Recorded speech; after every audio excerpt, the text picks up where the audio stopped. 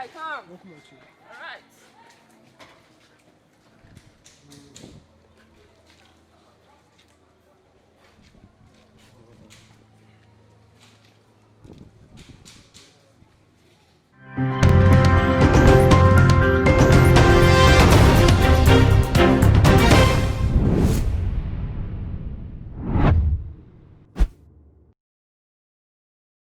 Na abusia ene isi de me ma me ba ko ene me nuanom mienu wo ha sei ya mabo apin wo mo me no betwetwe nkomo enye obi a se Kelvin a wo bo modern tina asesesen adwenye se wo de ne nsa be ye ka na ene de ka no te se ho abanfa so a se obi a epu ebehwe eye ka no ne ma me e wo ha sei ya me ne betwetwe nkomo san so na eye management team no ai menya ba ko ha ya me no de me no betwetwe nkomo no so de emu eye de papa emu ehwam eni ti me so gibre na me kwakoton ade aba me ba nso so a me de nyina ebe so mo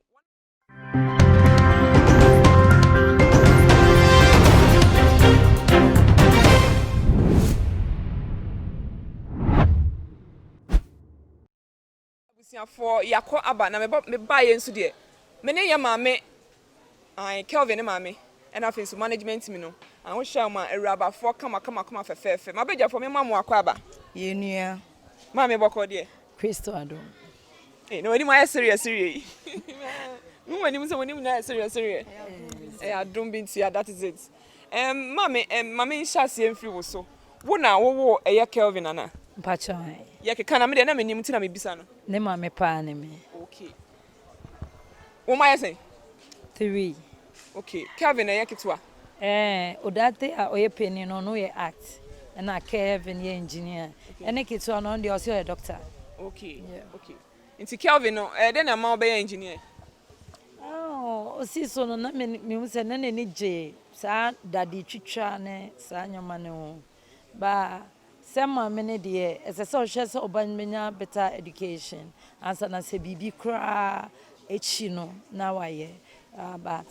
osi ewa no de na mti afa edu mebi na afa de esi ye hwe no because ye nim de ode ba nti relax man no okay nene na me ne Kelvin twitwe nkomo no wo se na wo nka wo de wani swade hu se nka obey doctor na wo se wonja za nade no nanka misi me hu anka metwa amapa am papa because penin ya doctor no me ko hwa na oye art odrodro ni pati ni ade ya misi hwe misi be hwe ni pa na nye ni pati ti mi di ko we so onu si da bi na di twitwa na si o da bi and as engine dey na efe no but mi say third born ni di onu di waka kire mi say oye doctor o paribia o si oye doctor yeah ma de bia na sombrenti na mami se no Kelvin yes ana wo ka kire ni say wonya wanya no how me pi me ne kun ofiefie atim de me boni di more than 100 times a day because ebra o friend wa no na mo ebra friend na sa yenko sisa scraps na de no parent bi ani o pese obe uni ba se ni wa efi me so mi wa mi chi akola ni wa efi ti mi nya hunu pe na che se me BP ya akosoro jai ti ene me man chance o gra as a mother Kelvin mama ti asese ni papa sebi waka baby sorry na as a mother na wo na wo tu school fees na wo kan bi se no wontie no edien na yew mimi woman is ka ko school se on fan to aduane kura on didi na wa fon bon se ye interview na funu na dia tutotomu oyo obi a wakasa ade we no be yon fan so odi ne didi esika kra ebeye ti woman is ka so fan ko school aska no gada aska no de tuto engines we no mu ni ade e bi ni fie kan ebo bi chem o se tie no kra mpo se 20 cities tie no idade bi ehyem media me hye dani eno so wo kire se ba ko 40 cities na me bisa ne se sa no ye ba fraket wa se we ye dani asasike sa no ye enti in fact dube bi no mi si me di sika ne me fam o se fakoto dade neti se obetimi achun kom de ade na se me ame hu se mi mo ska de akoto dade ene mi mo chop money bi no kura mi beja na chop money ma se obeja ya nti mi nu aduane si fia ko school a opon a no abefie no abedidi odidi an ekra na mfa ne nkura enti no otumi koye adwuma pɔnkpɔ friend is saying mesin fo adwuma yi no akɔ sometimes no akɔ tase amanfo some board wo mun use anya ade no wo gina chi na akwala ne amanfo po ekeka wo area say me ba na bodam si we fi na adwin mu ebinim sire no ebinim hu na no mo ne omo mba like yeah the yi na yi o sa like bibisa but ni nechi no akwala no na be mu ambu ti edu baby no mi hu ne o ye na afedi ade ni move nam se ma mi jane se bia car na no se obeye dia ne empe school a omu ya car na nja no nko polish wo ho na eja no timi wo efie na omucho bi sia na nkrofo ba medwuma mu mi wo so bia be sure ba no obi abokuta ni phone be sure ba no UTV be sure ba no UTV oh dai e wa na me tupun shop ni mu na me ba efie na nipa egu ho me si ade asem yesi ubani na wepie te ne nche se ewia ho ni obie pu ba enye ize oh ewa enwumre na course start say eba course ndani yanda among for phrase ema adichin na afedie interviews nyentimi kan since from that time be a shop be seen there but minim say nyankopon on pejan ade emfa nkodu baby na on jai na minim say Ghana for ye wo ye ho do say ye nso bibi pa bi betimi afie mu aba no mi say Ghana for be som na on man penin so ebe som na akwala nya bright future na that ode nyam shekesi amagana eda obena say ahye wakoma mu sesei onu boy o ka say kan wontie na ne yesa abofra obeto ka no wonu onyi a na obisa tai koba ene no eda obena ahye mu meni age wo mi mu pa in fact me da kra me nda because say asabre na ye breast say dey mpa boy time kwala na echi obi pa ye wentimi anya mba medu ho wo akwala kitu besan no abeye woni baby edo ma ye ni age de but bibia empaibo na ye sikise nyankopon ma ne maibo enye kese won kwala na omu ya ade ni nsu ni na eso wonderful say na wo bai wo wie suku ena say watimi aye car ti say ye say wo bi ba efirimu ba no wo say wo ba no me pese me be fa no kwa brochira wo be pene mpacho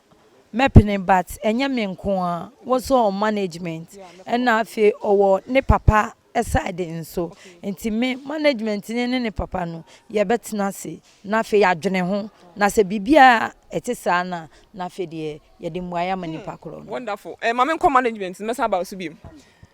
me ni aba hofe yes dear boko de na me adom na oso adomara kwa na yes wo kan management ye keka ho but ba me de me behind the scenes oh okay okay na e de na ekoso ya hwem no see ya hwem na fiti say Kelvin sha se no e na mo start managing na so say e bedrum pepensu a waji din na mo start say mo de mo ho hwem okay ni kura ni o de kan ba school mu ase no me na me twa ne first wo ye teacher dabi okay me na me twa ne first e de ma blogger bi okay enti na Mr. Patrick Papo no o sha dem but na on be mu yeye okay do no hu say ade we ye ne be kwa chire on so say offer media houses okay na hu say boy need to jani musa ama amansan fa ne sa exactly so have to support the work you see the fruit you upon the piano enti na eguma ye no okay but from the beginning there went me am fa mo ho anhye mu ne ewom me said me we chire but Mr. Patrick there odimua till now okay okay nti say abedum pempenso emoa bi fi ba bi aba na mi adom eba okay eba ka individuals and company bi omu na eba wonderful omu na eba na mi adom omu na eba okay nti se a mo ho me bisa na ma me but o se gise management nti se na madana me ho aba wo no se obi ba no wo se Kelvin me be fa no de na kwa abrochi na se ne wo hu se owo minisuade hu no obetimi aboa na mo bepene patcho dem American na me fo na so because on wo no okay instead of can be na be final amayi na as a team because I can't talk say me pe a team okay they be can be decided on it na and therefore we go ahead of it na ma me no so dan ne de ma mo say mo won say bi se ka si onko as bi ko to no wo ho a back to the mother again. Okay. And say, say it's here, the bush from the Becca. On my go ahead now. Yes, to the 2 million at Anichi. You see, Obi Subano say management team no. You are not doing your work as mobile support member one intino or pursue or managing more than a back of bankro. Or the ideas never near Beshe. The idea said, Neddy, and we jam when I'm a money. All right. Inti they say na abofra ese wo nwie ye. E de ne de akatoa so amobait mu ya abode aboa no. Sisi ane pese oko school no. School no hia ne passing bibia. Okay. Any accommodation. Okay. Any materials no. Okay. Because news we mu na mani na e da nchen a any future na ye at stake. Sure. Because we be trust sisi a amfa hweamba. Enkodu baby a he's still the same guy. Me pese obi a boni pushing ko enim. That she be not as oh me so me boy by posting it. Me boy by giving money.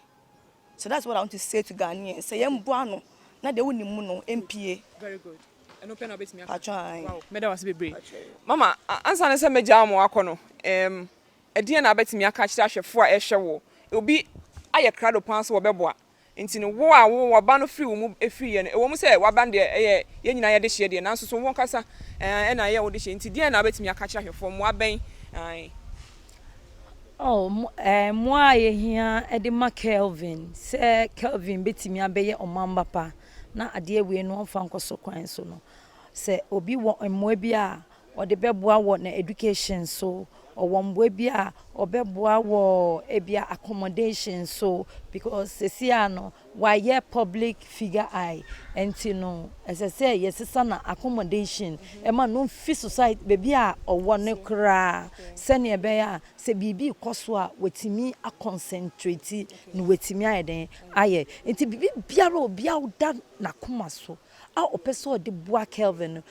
why you ready say mo de man na obi appreciate kese pa no bi bia nso obi ma bia nso no nyankopon ebe hira no enkanka wa won woda a wonni ba sa wo boa e wa kwale ya brabo mu a abra kwale benya afe no na so nya yefo no awo ba ne bi na obe wo star na hye nyankopon animonyam amen enkom kase pa na ye maame mo omo ahye no wo sese obi biara a wo peba na wo peso be boa no boa na Anthony say Kelvin ebenya 19 years no na oba no so won so wonya yefro awo abofra wo no so wa be etimi aye star abusua ha ene edi mo besi wutimu say abofra no wa hye eye abusua no animonyam na ne niye bi so ama enipa ho so adwiri no empanifo aka bi say de ofo duapa no na ye pia no abofra no ne niye ene adwempa owo edema oman Ghana no ade na mama yen support no na entimi enko akire eno na menuanem de ne omakan mabegafo me mamo mutinkwa na mendam asibiem se mo jebre edema yen ansa no say ye be sorry so no Kelvin ene ne masa kofa na beta me nchen no Kelvin Odate Otu Kelvin Odate Crookshank ye ne wo ye ka ye fe no eye Kegel swing. Kegel swing. Hey. And I've been saying my mention that Timinsa Nifa so your friend Abigail Pebby. Now, what I mean, sir, Benkumu and so they no ane Helita ansa. One on a management team no. Or can who be pound, or dimuntin pa. Now, me per se, me day one emomo number, me more casaka cumia Quenumtino, one more casabe to Manuto no mabo. Myself, per se, oboa a Kelvin. I know what me so Eddie Afaso. If our momo number is 057 3925 766. Momo number is 057 3925 766. Abigail Nebaso. Abigail Pebby. Okay. Never basso, Patroine. All right. About per Kelvin and Casa number, I management number now 0244 10 15 30. Wow. 0244 10 15 30. Simple. All right. Ebusia, ene yen sorry so na yen kramo na yen mamo. Ye ma ebusia ni na etinkwa especially Kelvin ene na ni nuanom a ana ne nafofo a wono etimi eka bomu etumi yes eye kai de ye mamo congratulations mutinkwa pa ewo ni amotimi aye ho yakramo